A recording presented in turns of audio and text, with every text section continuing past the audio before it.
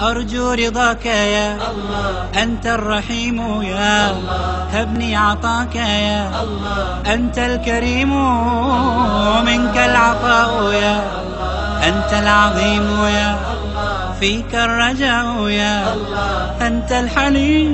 الرحمن الستار ملك الملك الغفار الوهاب المنان المتعال. Şuun kaydılacak gururunu şu mübarek yerde aydiyan. Her kim öz içerisi ve her kim başka narahat çekyen, meri saklayan, narahatçılıkta erheleyinin zindigisine ya her bir Müslümanı şu yiyecek gururunu eşittirse bir taraftan şuna hayır doğa, Huday şuna cennet versin. Huday şuna dünyasının ahiretini abad etsin. Eyyub peygamberin hürmetine bizim hayır duamız şu gururun şu caydıracak gururunu dostu içerisi bir dert çekip veren bir müdam narahatçılıkta geçip veren ya her bir Müslümanı eşittirse Huday şunun dünyasının ahiretin abad etsin. Guşi bilen eşittirsin, RAM bilen, flash bilen, CD bilen her cire eşittirsin. Öyleysin Huday şunun dünyasının ahiretin abad etsin. Hazreti İbnül Vert değil ya, İbrahim Edhem yanık bir pirlen miri. Ol benne aydıptır, dini İslam'da bir gurrun vardır deyiptir.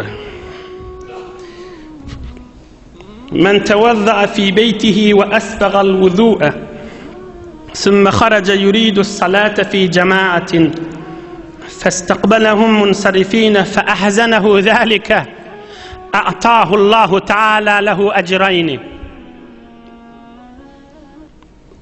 Bir adam dehret sınca kılıp da sınca dehret kılıp da mescid cemaate yetişecek deyip öyünden uğrasa mescide yetip bariyaka görüye cemaat namaz okaptır öğürülüp geliyorlar. Erti namazlarda ya ikindi namazlarda bir bolyan yağdıydı. Yetişerinip uğraptır ohun bariyaka mescide yolla görüye cemaat okaptır okuyuptır idine uğrulup geliyor. Vah men cemaattan kalım o diye şuna da Huday iki sogap verecek deyiptir. Bira cemaate yetişerliğinin sogabı vah men cemaattan kalım deyip bir kıynanıya şu kıynalıyerliğini de artıkmış sogap verecek deyiptir.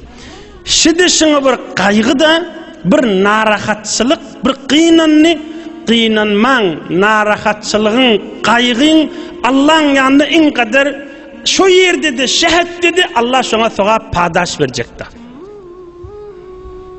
Cemaate niyetine yetişmek badı ona bir sogabını verecek. Vak yetişip bilmedim deyip yüreğine bir ağramcık düşüyor, şuna da artıkmış sogap verilecek deyiptir. Narahatçılık, kıynanma, kaygı ki Hudayı yada salsa şudur şu derecedir. Dinlen. Kâle İbrahim ibn Edhem Kaddesallahu Teala sirrehu şerif. Allah'ın dostu İbrahim Edhem aydıptır. İki tüyüşlü narahatçılık vardır deyiptir. İki tüyüşlü kaygı vardır deyiptir. Bir kaygı bir narahatçılık adamın kıyametine derecedir, sogaptır. Bir kaygı var, ahiretin zararınedir deyiptir.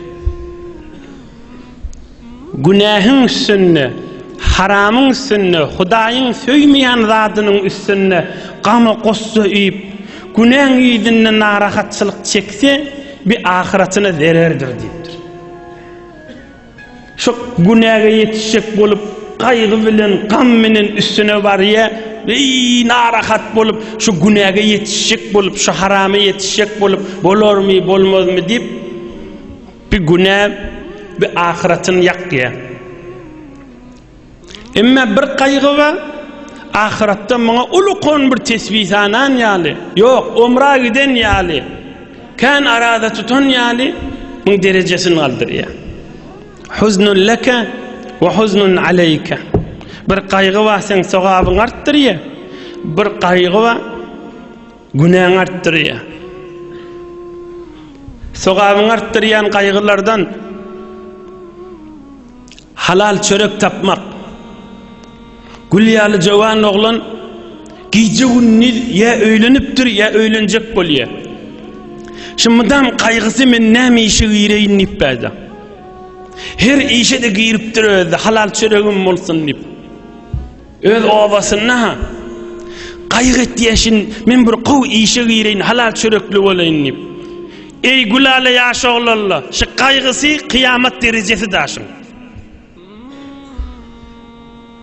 Şu kaygısy dert çekip duşul oglan. Şuna zor şu kaygı yüreğine, her kaygı yüreğine düşenine şuna sogap ýazylypdy da. O näme diýip sogap ýazylýar? Maňa her kaygı ýadyna düşenine, "Wah jan Hudaý bir gowy ýerden maňa bir iş köplense da" diýär. İstihdami bolsun, kargari bolsun, kargahy bolsun, karhana bolsun, bir halal ýerden bir çöregim çykartyp duraýyn diýip. Ya musafirat gurbat çekýär. Oğlum şoğun ep berip bir yurtlara kaşın çıkıp gittiye yüreğinde bir ağrınma belli baran yerinde bir qaw iş tafılır mı tafılmaz mı? Oğlum şoğun içerisini ayarlığını inatasını koyup var ya baran yerine iş tafılsa da şoňa altın tafan yana koş inni zahmet çekip işlemeli horlanmalı ha. On belli qadı oğlum şoğundan bir daşlık yüreğine bir tir çektiriye yüreğine bir hat çektirip zor ağram düşüyor. Ey cemaat kıyamet derece kaygı diýerler şuna adyna. Müslümanın kaygısı olur diýerler şu. Hudaýyň ýanyna boş gitýärmi qadiýamasylla. Men sesim eşiter şu işläp duran oğlanlar bir tovar kargada, karhanalarda, öz ýurdumyzda we harçda üýşüp dinleýärler diýeşim mübarek tefsiri. Din taraftan Allah üçün aýtýan şu işläp berilleri tamam gidip görüşleri Allah'ın ýanyna ibadet hesap bolýardy. Näme diýip dert çekýär? Erti bilen işe gidenlerini öýläçeli oğlan uşagy öýde gözleşipdi. Erti bilen işe gidenini akşama çelihi akşam bolmady. Dädem dogunum ejem haçam gelýär diýip işden geler diýip gözleşipdi. 2 ay 3 aydan gelmeli gözleşip durmaly. Şodur şu dert çekmek ve şodur şu Allah'ın ýanyna ibadetde. O taada var fakirinin kaygısı zinanası enesi bilen oňşar mı oňşmaz mı? Zinanası ayarlaganlar bilen oňşar mı oňşmaz mı? Bu artykmaz kaygı men artykmaz sogabyda. Öz eline de fakirin. Yüreğinde bir dert ba, narahatçılık ba. Eyyub peygamberin derdinin guşelerinden naşıla. Eyyub peygamber sabırlı olupdyr, padaş ýazylýar, sogap ýazylypdyr derejesi olakonna şu dert çekip berilende kıyamet gün inşallah Allah şolara padaş verir we derejelerde olakonna şolan. Hudaý ýada sal kesseli, can Hudaý belkim içeriyim sagaman bolsun. Can Hudaý içeriyim özüň içeriýime ýoldaş bol. Hudaýa özüň içeriýimiň ýary bolup bir ýurtlarda gezip beren ýerlerini. Ýa-şi öz obasynda da bolsun. Onun üstüne de bir tofor fakirin kaygısı işläp pul uradyn getirse şoňa da indi zinanasy razy bolarmy bolmazmy fakira artykmaz kaygıda.